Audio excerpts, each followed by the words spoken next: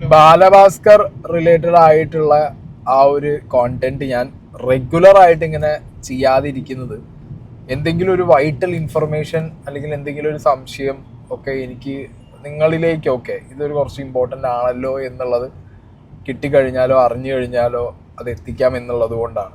Okay, because already പ്രിയ എന്ന് പറഞ്ഞാൽ അവർ continuously ഇതിൻ്റെ വീഡിയോസിൻ്റെ അപ്ഡേറ്റ്സും കാര്യങ്ങളൊക്കെ ചെയ്യുന്നുണ്ട്. അപ്പോൾ അവർ വളരെ ഡീറ്റെയിൽ ആയിട്ട് വീഡിയോസിനകത്ത് അവർക്കാണ് ഏറ്റവും ഡീറ്റെയിൽ ആയിട്ട് കാര്യങ്ങൾ പറയാൻ പറ്റുക. അവർ കൃത്യമായി പറഞ്ഞ് വീഡിയോസ് ചെയ്യുന്നുണ്ട്. ഇപ്പോൾ എന്താണെന്ന് വെച്ച് കഴിഞ്ഞാൽ എനിക്ക് ഒരു വ്യക്തി കോണ്ടാക്ട് ചെയ്തിട്ടുണ്ടായിരുന്നു ഞാൻ ദുബായിൽ നിന്ന് റിട്ടേൺ നാട്ടിലേക്ക് വരുന്ന ടൈമിൽ. അപ്പോൾ ആ വ്യക്തി എന്നോട് പേഴ്സണലി ഷെയർ ചെയ്ത കുറച്ച് കാര്യങ്ങളാണ് ഈ ബാലഭാസ്കർ കേസ് റിലേറ്റഡ് ആയിട്ട്. ഇത് ഹെൽപ്ഫുൾ ആവുമോ ബ്രോ എന്നുള്ളതാണ് അദ്ദേഹം ചോദിച്ചിട്ടുണ്ടായിരുന്നത്. ഞാൻ ആ ഒരു പെർട്ടിക്കുലർ കാര്യം അദ്ദേഹം പറഞ്ഞ കാര്യം നിങ്ങളോട് ഷെയർ ചെയ്യാനാണ് ഈ ഒരു പെർട്ടിക്കുലർ കോണ്ടന്റ് ചെയ്യുന്നത്. ആൻഡ് ഇത് കേസിന് ഏതെങ്കിലും രീതിയിൽ ഹെൽപ്ഫുൾ ആവുന്നുണ്ടെങ്കിൽ ആയിക്കോട്ടെ എന്നുള്ളതും ഒരു ഇൻറ്റൻഷൻ. ഓക്കെ, ഫസ്റ്റ് നമുക്ക് പ്രിയ എന്ന് പറഞ്ഞാൽ അവർ ചെയ്ത വീഡിയോനകത്ത് അർജുനെ കുറിച്ച് പറഞ്ഞ കുറച്ച് കാര്യങ്ങളുണ്ട്. വണ്ടി ഓടിച്ച അർജുൻ എന്ന് പറഞ്ഞ വ്യക്തിയെക്കുറിച്ച് പറഞ്ഞ കുറച്ച് കാര്യങ്ങളും പിന്നെ ബാലഭാസ്കറിൻ്റെ വൈഫ് ഇൻ്റർവ്യൂ കൊടുത്ത സമയത്ത് അവർ പറഞ്ഞ കുറച്ച് കാര്യങ്ങളും അർജുനെ റിലേറ്റ് ചെയ്ത് തന്നെ. അത് റിലേറ്റ് ചെയ്തിട്ട് 1-2 പോയിന്റ്സ് പറഞ്ഞേ പറ്റൂ. ഈ ഒരു വ്യക്തിയുടെ വോയിസ് ഞാൻ നിങ്ങൾക്ക് പ്ലേ ചെയ്ത് കേൾപ്പിക്കുന്നതിന് മുമ്പ് ഒന്ന് നോക്കാം. അർജുൻ എന്ന് പറയുന്നത് ബാലുചേട്ടൻ്റെ റിലേറ്റീവ് അല്ല, ബാലുചേട്ടൻ്റെ ഡ്രൈവർ അല്ല. ഇവർക്ക് പരിചയമുള്ള ഇവരുടെ വളരെ അടുത്ത സുഹൃത്തുക്കളായിരുന്ന പൂന്തോട്ടം ആ ഫാമിലിയിലെ ലത എന്ന് പറയുന്ന വ്യക്തിയുടെ ചേട്ടൻ്റെ മകനാണ് അർജുൻ നാരായണൻ. അർജുൻ ഹൈസ്കൂൾ വിദ്യാഭ്യാസമാണ് പൂർത്തിയാക്കിയതെന്നാണ് പോളിഗ്രാഫ് ടെസ്റ്റിൽ അതിൻ്റെ റിപ്പോർട്ടിൽ പറയുന്നത്. അർജുൻ്റെ ഈ ക്രിമിനൽ പശ്ചാത്തലം അറിഞ്ഞ് ബാലുചേട്ടൻ കൂടെ നിർത്തി അല്ലെങ്കിൽ ഡ്രൈവറാക്കി, ഇതൊന്നുമല്ല കഥ. ലക്ഷ്മിയുടെ മൊഴിപ്രകാരം തന്നെ, കഴിഞ്ഞ CBIക്ക് നൽകിയ മൊഴിപ്രകാരം തന്നെ ലത ബാലുചേട്ടനോട് റിക്വസ്റ്റ് ചെയ്തു, ഇവരോട് ഈ അർജുനെ എങ്ങനെയെങ്കിലും ഒന്ന് നന്നാക്കണം എന്ന്, അവനൊരു ജോലി വാങ്ങിച്ചു കൊടുക്കണം എന്ന് റിക്വസ്റ്റ് ചെയ്തു എന്ന് പറഞ്ഞിട്ടുണ്ടായിരുന്നു. പക്ഷേ അങ്ങനെയും അല്ലാതെ പറഞ്ഞല്ലോ, ലക്ഷ്മിയും പറഞ്ഞല്ലോ, ബാലുചേട്ടനുമായി ഉള്ള ഒരു സംഭാഷണത്തിനിടെ അയാളോട് സഹതാപം തോന്നി ബാലുചേട്ടൻ കൊണ്ടുവന്നതാണ്, കൂടെ നിർത്താൻ എന്നുള്ളതല്ല, ഒരു ജോലി ശരിയാക്കി കൊടുത്താൽ ചിലപ്പോൾ നന്നാവുമായിരിക്കും എന്നൊക്കെ പറഞ്ഞു. ബാലുചേട്ടൻ്റെ അച്ഛനോട് പറഞ്ഞിട്ടുള്ള ഒരു സംഭവം എന്ന് പറയുന്നത്, ഞങ്ങൾക്കറിയുന്ന ഒരു ആംഗിൾ എന്ന് പറയുന്നത്, ഈ പയ്യനെ ഈ പറഞ്ഞ പ്രശ്നങ്ങളൊക്കെ ഉണ്ട്, പക്ഷേ നന്നാക്കാൻ വേണ്ടിയിട്ട്, ഗൾഫിൽ ജോലി നേരെയാക്കാൻ വേണ്ടിയിട്ട്, ലൈസൻസുമായി ബന്ധപ്പെട്ട ഒരു കാര്യമൊക്കെ ശരിയാക്കിക്കാൻ വേണ്ടിയിട്ടാണ് ഇവിടെ ഇപ്പോൾ കൊണ്ടുവന്നിരിക്കുന്നത് എന്നാണ് പറയുന്നത്. ഓക്കെ, അപ്പോൾ ഇതിൽ കൃത്യമായിട്ട് ഇവർ പറയുന്നുണ്ട് ഈ അർജുൻ എന്ന് പറഞ്ഞ വ്യക്തി, ഓക്കെ, ഇവരൊരു എന്താ പറയുക, കണ്ടിന്യൂസ് ആയിട്ടൊരു ഡ്രൈവർ എന്നുള്ള നിലയ്ക്ക് ഈ പറഞ്ഞ ബാലഭാസ്കറിൻ്റെയും ഫാമിലിയുടെയും ഒപ്പം അങ്ങോട്ട് കംപ്ലീറ്റ് ഫുൾ ടൈം ആയിട്ടുള്ള ഒരു വ്യക്തിയല്ല. ആ വ്യക്തി വന്നു, ആ വ്യക്തി അവിടെ താമസിച്ചു, ആ വ്യക്തിക്ക് ഈ പറഞ്ഞ ബാലഭാസ്കറിൻ്റെ കൂടെ മാത്രമായിരിക്കില്ല, വേറെ പലരുടെയും കൂടിയും ഡ്രൈവറായിട്ട് പോയിരിക്കാം, അല്ലെങ്കിൽ വേറൊരു കമ്പനിയിലെ സ്റ്റാഫായിട്ട് വേണമെങ്കിൽ അവിടെ ഇരിക്കാം. അതൊക്കെയാണ് ആക്ച്വലി അർജുൻ റിലേറ്റഡ് ആയിട്ടുള്ള കുറേ നമുക്ക് എന്താ പറയുക നിഗൂഢതകൾ എന്ന് പറയുന്നത്.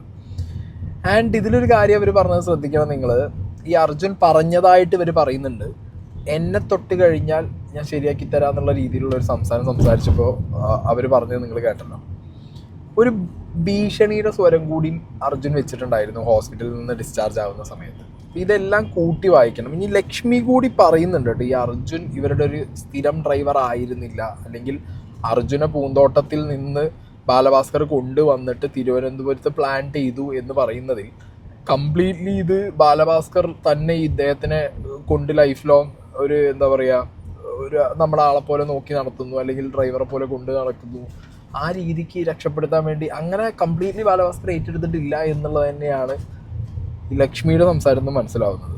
ഞങ്ങളുടെ ഒപ്പമായിരുന്നില്ലല്ലോ, അയാൾ വേറൊരു റൂമിൽ വേറെ ചെറിയ ചെറിയ ഓട്ടങ്ങളൊക്കെ ആയിട്ട് ജീവിക്കുകയായിരുന്നു. നമ്മുടെ ബാലിൻ്റെ കൂടെ 1-2 തവണയൊക്കെ അയാൾ പുള്ളി ഡ്രൈവ് ചെയ്യാൻ വന്നിട്ടുള്ളൂ. ഒരു എന്തായാലും 1 വർഷത്തിനുള്ളിലുള്ള ഒരു താമസം തന്നെയാണ് അയാൾക്ക് ഇവിടെ ഉണ്ടായിരുന്നത്. ക്ലിയർ അല്ലേ? അതായത് അർജുൻ എന്ന് പറഞ്ഞ വ്യക്തി വെരി എവിഡൻ്റ് ആണ്. അവിടെ ചെറിയ ചെറിയ ബാക്കി ജോലികൾ അല്ലെങ്കിൽ വേറെ ആരുടെയെങ്കിലും കൂടെയൊക്കെ പോയി. അപ്പോൾ അർജുൻ എന്ന് പറഞ്ഞ വ്യക്തി ബാലഭാസ്കറിൻ്റെ കൂടെ മാത്രമായിരിക്കില്ല ഡ്രൈവർ എന്ന് പറഞ്ഞ് പോയിട്ടുണ്ടാവുക എന്നുള്ളത് നിങ്ങളൊന്ന് മനസ്സിൽ ഓർത്ത് വെക്കുക. ഫുൾ ടൈം ബാലഭാസ്കറിൻ്റെ കൂടെയുള്ള ഒരു വ്യക്തിയല്ല. ഓക്കെ, ഇത് ഞാൻ പറയാൻ കാരണം എന്താണെന്ന് വെച്ച് കഴിഞ്ഞാൽ, ഹോസ്പിറ്റലിൽ വിട്ട് വരുന്ന അർജുൻ ഒരു ത്രട്ടനിങ് സാധനം പറഞ്ഞു എന്നുള്ളത് പ്രിയ പറയുന്നു, എന്നെ തൊട്ട് കഴിഞ്ഞാൽ ഞാൻ ശരിയാക്കി തരാം. അപ്പം ആരെയൊക്കെയോ ഭീഷണിപ്പെടുത്തുന്ന അല്ലെങ്കിൽ ആരെയൊക്കെയോ ഉറക്കം കെടുത്തുന്ന കുറേ ഡീറ്റെയിൽസും സംഭവങ്ങളൊക്കെ അർജുൻ്റെ കയ്യിൽ ഉണ്ടാവാമായിരിക്കും. ഓക്കെ, ആൻഡ് അർജുനെ വളരെ ഡീറ്റെയിൽ ആയിട്ട് എവിടെയും ആരും അർജുൻ എന്ത് ചെയ്തിട്ടില്ല, ഇതുവരെ ക്വസ്റ്റ്യൻ ചെയ്തിട്ടില്ല. ക്വസ്റ്റ്യൻ ചെയ്തതായിട്ടോ അല്ലെങ്കിൽ അർജുൻ്റെ കയ്യിൽ നിന്ന് ഡീറ്റെയിൽസ് എടുത്തതായിട്ടോ പ്രിയ എവിടെയും പറയുന്നുമില്ല. അപ്പം അതൊരു ഭയങ്കര വാലിഡ് ആയിട്ടുള്ള പോയിൻ്റാണ്. കാരണം അർജുനെ ഭയങ്കരമായിട്ട് ഇഗ്നോർ ചെയ്ത് സ്കിപ്പ് ചെയ്തു. ആൻഡ് ഈ ഒരു കേസ് നടന്നുകൊണ്ടിരിക്കുമ്പോൾ അതിൽ സംശയത്തിൻ്റെ നിഴലിലുള്ള ഒരു വ്യക്തി CBI അന്വേഷണം നടത്തി ആ CBI അന്വേഷണമൊക്കെ മുന്നോട്ട് പോകുമ്പോഴാണ് പെരിന്തമണ്ണ കേസ് പിടിയിലാവുന്നത്. അപ്പോൾ CBIൻ്റെയും കേരള പോലീസിൻ്റെയും റഡാറിൽ അർജുൻ ഇല്ലേ, അർജുൻ അങ്ങോട്ട് വെറുതെ കണ്ണ് കെട്ടി വിട്ടതാണോ എന്നുള്ളൊരു ചോദ്യം കൂടി ചോദിക്കേണ്ടിയിരിക്കുന്നു. അത് ആരുടെയൊക്കെ താല്പര്യം കൊണ്ടാണ് അർജുനെ സ്കിപ്പ് ചെയ്യുന്നത് എന്നുള്ളത് അറിയില്ല. ഇനി ഞാൻ പോയിന്റിലേക്ക് വരാം. അർജുനെ പോലെയുള്ളവർ, ഓക്കെ, അർജുനെ പോലെയുള്ള ആളുകൾ ഈ നാട്ടിൽ സ്വർണം കൊണ്ടുവന്ന് ഒരു കാരിയറായിട്ട് കൊണ്ടുവരുന്ന പലരെയും നമുക്കറിയാം. ജോലി ഉപേക്ഷിച്ച് വരുന്നവർ അല്ലെങ്കിൽ അങ്ങനെ വരുന്ന പലരും ഇത് ഒരു സിറ്റുവേഷനിൽ കൊണ്ടുവരുന്നവരുണ്ട്, അല്ലെങ്കിൽ ഇതൊരു ബിസിനസ്സായിട്ട് ചെയ്യുന്നവരുണ്ട്, എല്ലാം ചെയ്യുന്നവരുണ്ട്. പെട്ട് കഴിഞ്ഞാൽ പെടട്ടെ, എന്നാലും കുറച്ച് പൈസ ഇട്ടിട്ട് കൊണ്ടുവരുന്നവരുണ്ട്. ഈ സാധനം ഇവിടെ എത്തിയതിന് ശേഷം ഇത് ഡിസ്ട്രിബ്യൂട്ട് ചെയ്യുന്നൊരു ചെയിനുണ്ട്. ഓക്കെ, അർജുൻ ഡെഫിനറ്റ്ലി ഇങ്ങനത്തെ ഒരു ചെയിൻ്റെ ഭാഗമാണ്, അല്ലെങ്കിൽ സ്വർണം പൊട്ടിക്കുന്ന ഒരു ടീമിൻ്റെ ഭാഗമാണ് അർജുൻ എന്ന് പറയുന്ന വ്യക്തി.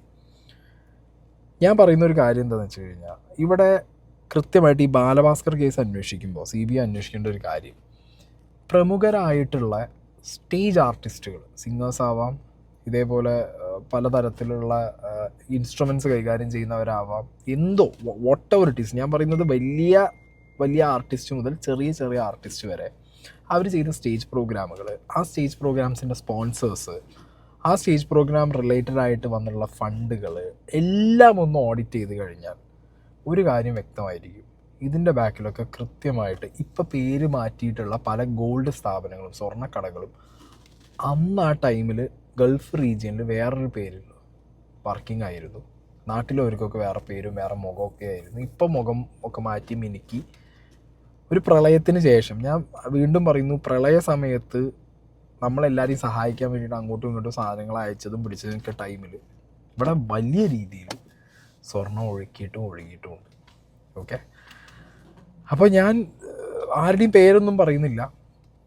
ഈ ബാലഭാസ്കർ കേസിൽ തന്നെ പല പേരുകളും, ഓക്കെ, പല പേരുകളും ഇന്ന് ബാലഭാസ്കർ ഇല്ലാത്ത ഈ ലോകത്ത് ബാലഭാസ്കറിൻ്റെ ഫ്രണ്ട്സ് എന്ന് പറഞ്ഞ് നിൽക്കുന്ന പലരുടെയും കൂടെ വർക്ക് ചെയ്തതോ കൂടെ നിന്നവരോ ആയിട്ടുള്ള ആളുകൾ ബാലഭാസ്കറിലേക്ക് എത്തിയവരുണ്ട് ഒരുപാട് പേര്.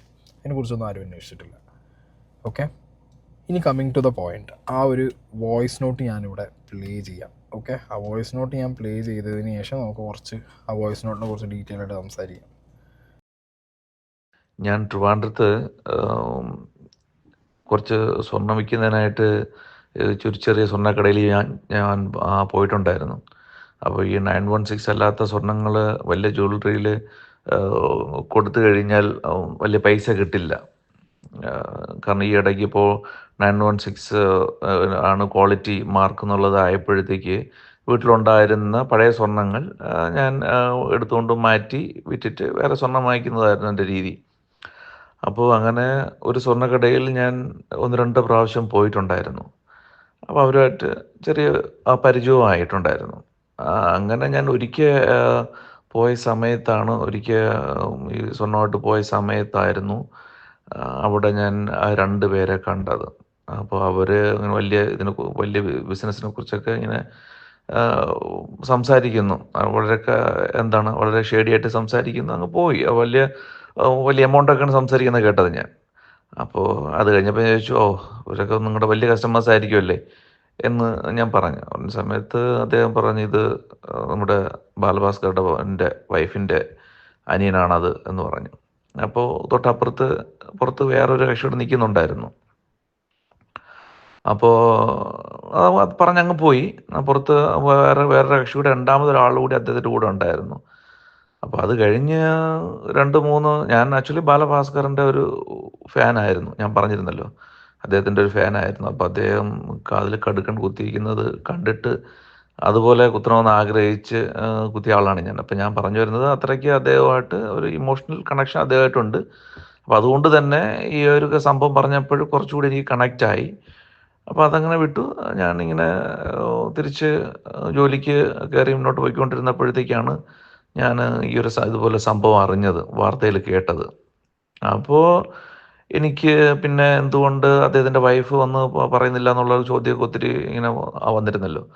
അപ്പോഴെനിക്ക് തോന്നിയതാണ്, ഈ സംഭവം കേട്ടപ്പോൾ തന്നെ എനിക്ക് മനസ്സിലായി, സ്വർണ്ണക്കടത്തോട്ടൽ പ്രശ്നങ്ങളൊക്കെ കേട്ടപ്പോൾ തന്നെ മനസ്സിലായി, ഇതുമായിട്ട് ഞാൻ അങ്ങ് ലിങ്കായി എനിക്ക്. പക്ഷെ നമുക്ക് അതിനെക്കുറിച്ചുള്ള ഫർദർ ഡീറ്റെയിൽസ് ഒന്നും നമുക്കറിയില്ല. അപ്പോൾ ആ സമയത്താണ് എന്താ ഒരു തമ്പി എന്ന് പറഞ്ഞ ഒരാൾ ഉണ്ടായിരുന്നല്ലോ, ഇതിൻ്റെ കൂടെ ഒരു മാനേജറായിട്ടോ എന്തോ ഒരു തമ്പി എന്ന് പറയുന്ന ഒരു എണ്ണമുള്ള ഒരാൾ. അപ്പോൾ ടി വിയിലൊക്കെ അദ്ദേഹത്തിനെ കാണിച്ചിരുന്നു, ഏഷ്യാനെറ്റിലൊക്കെ ഇതിലൊക്കെ അദ്ദേഹത്തിനെ കാണിച്ചിരുന്നു. അപ്പോഴാണ് എനിക്ക് ഐഡൻറ്റിഫൈ ചെയ്തത്. അപ്പോൾ എന്തോ ഒരു തമ്പി, രതീഷ് തമ്പിയോ എന്തോ ഒരു തമ്പി എന്ന് പറയുന്ന അദ്ദേഹം കൂടെ ഉണ്ടായിരുന്നല്ലോ, അദ്ദേഹമായിരുന്നു ഈ ലക്ഷ്മിയുടെ സഹോദരൻ്റെ കൂടെ സ്വർണ്ണക്കടയിൽ ഉണ്ടായിരുന്ന ആൾ. അപ്പോൾ അങ്ങനെയാണ് അപ്പോഴെനിക്ക് കാര്യങ്ങളൊക്കെ ഏകദേശം കണക്റ്റായി. പിന്നെ കുറേ നാൾ അതുമായിട്ട് ബന്ധപ്പെട്ട വാർത്തയൊക്കെ ഞാൻ ഫോളോ ചെയ്യുമായിരുന്നു. അപ്പോൾ എന്നിട്ട് പിന്നീട് പോലീസ് റിപ്പോർട്ട് വന്നെന്നും പിന്നെ ഇവരെ വീണ്ടും എന്തോ കേസിന് പിടിച്ചെന്നോ. അപ്പോൾ പിന്നെ ഈ ബാലഭാസ്കർ മരിച്ചതിന് ശേഷമാണ് ഇവർ തമ്മിൽ സ്വർണം കച്ചവടം തുടങ്ങിയത് എന്നുള്ള ഇതിലോട്ടൊക്കെ വന്നിരുന്നല്ലോ. അപ്പോൾ എനിക്ക് മനസ്സിലായിരുന്നു അങ്ങനെയല്ല. ബാലഭാസ്കർ ഉണ്ടായിരുന്ന സമയത്ത് ഈ തമ്പി എന്ന് പറയുന്ന അദ്ദേഹത്തിന് സ്വർണ്ണ കച്ചവടം ഉണ്ടെന്നുള്ള കാര്യം എനിക്ക് കാര്യങ്ങൾ മനസ്സിലായിരുന്നു. അപ്പം അതുകൊണ്ട് തന്നെയാണ് ഞാൻ വേണ്ടാന്ന് വിചാരിച്ചു. വീണ്ടും ഈ ഇൻ്റർവ്യൂകളൊക്കെ കാണുന്ന സമയത്ത് ഇവരുടെ അദ്ദേഹത്തിൻ്റെ ഭാര്യ പുറത്തു വന്ന് പറയാണ്ടിരുന്നത് കൊണ്ട് തന്നെയും ഞാനിങ്ങനെ എപ്പോഴും സംശയിക്കായിരുന്നു, എൻ്റെ മനസ്സിലിങ്ങനെ കിടക്കുകയായിരുന്നത്. അപ്പോൾ അതുകൊണ്ടാണ് നിങ്ങൾക്ക് ഞാൻ ഈ വോയിസ് മെസ്സേജ് അയക്കുന്നത്. ഏതെങ്കിലും രീതിയിൽ നിങ്ങൾക്കിത് ലിങ്ക് ചെയ്യാൻ പറ്റുന്നുണ്ടെങ്കിൽ പുറത്തു വിടട്ടെ, അത് ആൾക്കാർ മനസ്സിലാക്കട്ടെ എന്ന ഉദ്ദേശമാണ് ഞാൻ അയക്കുന്നത്. അപ്പോൾ അവരെന്നോട് പറഞ്ഞത് ഇവരുടെ സഹോദരനാണ്, അതായത് ലക്ഷ്മിയുടെ സഹോദരനാണ് ഇദ്ദേഹം എന്ന് എന്നോട് പറഞ്ഞിരുന്നു. പുറത്തു നിന്ന ആളിനെ എനിക്ക് മനസ്സിലായില്ലായിരുന്നു. ടി വിയിൽ ഏഷ്യാനെറ്റിൽ അദ്ദേഹത്തിൻ്റെ പടത്തോടുകൂടിയുള്ള റിപ്പോർട്ട് വന്നപ്പോഴത്തേക്ക് മനസ്സിലായി ആ തമ്പിയാണ് പുറത്ത് നിന്ന കക്ഷി എന്നുള്ളത് എനിക്ക് മനസ്സിലായി കേട്ടോ. അപ്പോൾ ഇതാണ് എനിക്ക് പറയാനുള്ളത്.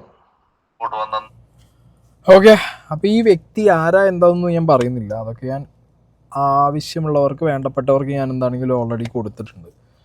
അതായത് ഇത് ആക്ച്വലി ഞാൻ പറഞ്ഞില്ല, ദുബായിൽ നിന്ന് ഞാൻ വരുമ്പോൾ എന്നെ ഈ വ്യക്തി വിളിക്കുന്നത് കുറച്ച് കാര്യങ്ങൾ സംസാരിച്ചതിന് ശേഷം പറഞ്ഞു, എനിക്ക് അറിയാവുന്ന ഒരു കാര്യമുണ്ട് സായി, ഞാൻ പറയാം.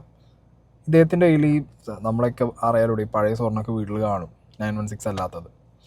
അപ്പോൾ അത് എന്ത് ചെയ്യണം എന്നുള്ളൊരു ചോദ്യം ഉണ്ടാവും. കാരണം ഇപ്പോൾ 916 വാല്യൂ ഉള്ളൂ. അപ്പോൾ ഈ സ്വർണ്ണം പഴയത് കൊടുത്തിട്ട് പുതിയത് അത്യാവശ്യം വാല്യൂ കിട്ടുന്ന കടകൾ എവിടെയാണെന്ന് വെച്ച് കഴിഞ്ഞാൽ, നിങ്ങൾ വലിയ വലിയ ഗോൾഡ് ഷോപ്പിൽ കൊണ്ടുപോയി ചെന്നാൽ നിങ്ങൾക്ക് ഇതിനൊന്നും വലിയ പൈസയൊന്നും കിട്ടില്ല. അതിനെ കുറച്ച് ചെറിയ ഷോപ്സിലൊക്കെ കൊണ്ടു ചെന്ന് കഴിഞ്ഞാൽ അവരതിന് കുറച്ച് പൈസ കൂടുതൽ തരും. 916 ഗോൾഡാക്കി നിങ്ങൾക്കത് മാറ്റാൻ പറ്റും. ശ്രീ പത്മനാഭസ്വാമി ടെമ്പിളിൻ്റെ ഫ്രണ്ടിൽ കുറേ ചെറിയ ചെറിയ സ്വർണ്ണക്കടകളുണ്ട്. ആ ഭാഗത്തുള്ളവർക്കൊക്കെ അറിയുന്നുണ്ടാവും. അത്ര വലിയ പേര് കേട്ട എന്താ പറയുക, ഭയങ്കര വലിയ ബ്രാൻഡുകളൊന്നുമില്ല. ബട്ട് സ്റ്റിൽ പണ്ട് കാലം മുതലുള്ള ചെറിയ ചെറിയ കടകളാണ്. ഈ കടകളിൽ ഒരു കടയിലേക്കാണ് ഇദ്ദേഹം പോയത്. അവിടെ നിന്നിട്ടാണ് ലക്ഷ്മിയുടെ ബ്രദറിനെ കണ്ടത്. ഓക്കെ, ബ്രദറിനെ കണ്ടതും ഇവർ സംസാരിക്കുന്ന വലിയ വലിയ ഡീലും വലിയ വലിയ സ്വർണത്തിൻ്റെ പരിപാടികളും ഇതൊക്കെ കടക്കാരനാണ് ഇത് ബാലഭാസ്കറിൻ്റെ വൈഫിൻ്റെ ബ്രദറാണെന്നുള്ളത് പറഞ്ഞ് ഇയാളോട് പറഞ്ഞു കൊടുക്കുന്ന ഈ വ്യക്തിയോട്.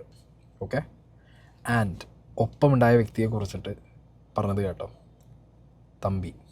തമ്പിയെ കൃത്യമായിട്ട് ന്യൂസിലും കാര്യത്തിലും പിന്നെ ഫോട്ടോ കാര്യങ്ങളും കണ്ടപ്പോൾ ഇയാൾക്ക് മനസ്സിലായി. ആൻഡ് ഇത് സംഭവിക്കുന്നത് ബാലഭാസ്കർ ഈ ഒരു അപകടം നടക്കുന്നതിൻ്റെ ഏകദേശം ആ ഒരു ടൈം ഫ്രെയിമിലാണ്, ദിവസങ്ങൾക്ക് കുറച്ച് മുമ്പ്, ഏകദേശം ഒരു ഓണ ടൈമിൽ. ഓക്കെ, അപ്പോഴാണ് ഈ സംഗതി നടന്നത്. നിങ്ങൾ ആലോചിക്കുക, ബാലഭാസ്കറിൻ്റെ അപകടം നടക്കുന്നത് ഇഫ് ഐ എം നോട്ട് സെപ്റ്റംബറിലാണ്, 2018 സെപ്റ്റംബറിലാണ്, ഓഗസ്റ്റിലാണ്. ഓക്കെ, ഈ ഒരു വ്യക്തി ഓണം എന്ന് പറയുമ്പോൾ ഓഗസ്റ്റിലല്ലേ, ഓഗസ്റ്റ് ടൈമിലാണ് ഈ വ്യക്തി ഈ ഒരു സ്വർണം മാറ്റാൻ വേണ്ടിയിട്ട് ഈ ഷോപ്പിൽ ചെല്ലുന്നത്. അതായത് ബാലഭാസ്കറിൻ്റെ മരണത്തിന് മുമ്പ് തന്നെ ഇങ്ങനൊരു ഡീൽ അല്ലെങ്കിൽ ഇങ്ങനത്തെ വലിയ വലിയ സ്വർണ്ണ ഡീലിനെ കുറിച്ച് സംസാരിക്കുന്നതും അല്ലെങ്കിൽ ആ ഷോപ്പിൽ വെച്ചിട്ട് ലക്ഷ്മിയുടെ ബ്രദറിനെയും തമ്പിയും, അപ്പം ബ്രദറും തമ്പിയും ഒക്കെ ഇത് കണക്റ്റ് ആവുന്ന ഒരു രീതി കണ്ടോ നിങ്ങൾ? ഇതാ ഞാൻ പറഞ്ഞത്, ഈ ഒരു പെർട്ടിക്കുലർ കേസിൽ ഈ കേസ് ആരുടെയൊക്കെ താല്പര്യപ്രകാരം ഇല്ലാതാക്കാൻ നോക്കിയാലും, ഈ കേസ് ആരുടെയൊക്കെ താല്പര്യപ്രകാരം കുഴിച്ചു മൂടാൻ നോക്കിയാലും ഇതേപോലുള്ള എവിടുന്നെങ്കിലും വൈറ്റൽ ലിങ്കുകൾ ഇങ്ങനെ കിട്ടിക്കൊണ്ടിരിക്കും. ഇനി ഇത് അന്വേഷിക്കണോ വേണ്ടേ എന്നുള്ളത് ബാക്കിയൊക്കെ അന്വേഷണ ഉദ്യോഗസ്ഥരുടെ കയ്യിലും ബാക്കിയുള്ളവരുടെ കയ്യിലുമാണ്. ഇങ്ങനെ ഓരോരുത്തരിങ്ങനെ വരും, ചില കാര്യങ്ങൾ തരും, ചില കാര്യങ്ങൾ പറയും. അത് കൃത്യമായി അന്വേഷിച്ച് കഴിഞ്ഞാൽ ഒരു പക്ഷേ എന്താണ് സംഭവിച്ചതെന്നുള്ളതിനെക്കുറിച്ച് നമുക്കൊരു ഐഡിയ കിട്ടും. ഇതിപ്പോൾ എനിക്കൊരിതൊരു വൈറ്റൽ ഇൻഫർമേഷനായിട്ട് തോന്നി. കാരണം ലക്ഷ്മിയുടെ ഇൻ്റർവ്യൂവിൽ ലക്ഷ്മി പറഞ്ഞത് സ്വർണ്ണക്കടത്തും കാര്യങ്ങളും അല്ലെങ്കിൽ സ്വർണം റിലേറ്റഡ് ആയിട്ടൊന്നും ആർക്കും ഒരു ബന്ധമുള്ളതായിട്ട് അവർക്കൊരു അറിവും ഇല്ല, അങ്ങനെ ഇങ്ങനെ എന്നൊക്കെയാണ് അവർ പറയുന്നത്. ഇതാണെങ്കിലും അന്വേഷിക്കട്ടെ അല്ലേ, ഇതിനെക്കുറിച്ചൊരു അന്വേഷണം വരുമില്ല ഒന്നും എനിക്കറിയില്ല. എന്തായാലും എനിക്കൊരു ഇൻഫർമേഷൻ കിട്ടി, ഞാനത് നിങ്ങൾക്കൊരു പബ്ലിക് ഓഡിറ്റിന് എന്താണെങ്കിലും ഇട്ട് തരികയാണ്. എല്ലാ കാര്യങ്ങളും എന്താണെങ്കിലും പബ്ലിക്കായിട്ട് ഇപ്പോൾ പ്രിയ വന്ന് പറയുന്നുണ്ട്, ഞാൻ ഓൾറെഡി പ്രിയയോട് ഇത് കൺവേ ചെയ്തിട്ടുമുണ്ട്. Let's see what happens.